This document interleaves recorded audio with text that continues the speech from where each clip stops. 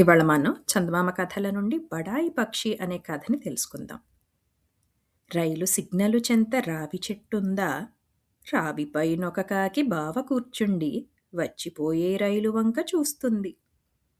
రైలు రావడమున్ను బయలుదేరడము గమనించి మురిసి రెక్కలు గొట్టుకుంది. బలగమ్మునొకనాడు పిలవనంపింది, కొట్టకొన కొమ్మపై కొలువు తీర్చింది. రైలునే రమ్మంటే రావాలెనంది, పొమ్మంటే తుర్రున పోవాలెనంది. అప్పుడు గమ్మత్తులెమ్మంది కాకి బలగమ్ము.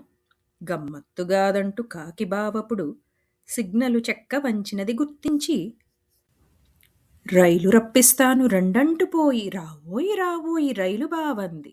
గుప్పు గుప్పున రైలు కూస్తూ వచ్చింది, స్టేషనులో కొంతసేపు నిలిచింది.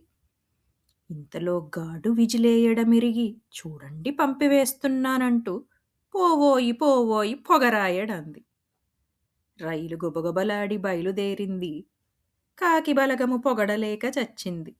వినలేక చచ్చరా మన కాకి బావ, ఈలాటి రకమున కేకాలమండి, అందులో పక్షుల కసలర్థమగునే. ఇదండి వాల్టి మన కథ. మళ్ళీ ఇంకొక కొత్త కథతో మీ ముందుంటాం. అంతవరకు సెలవు మరి.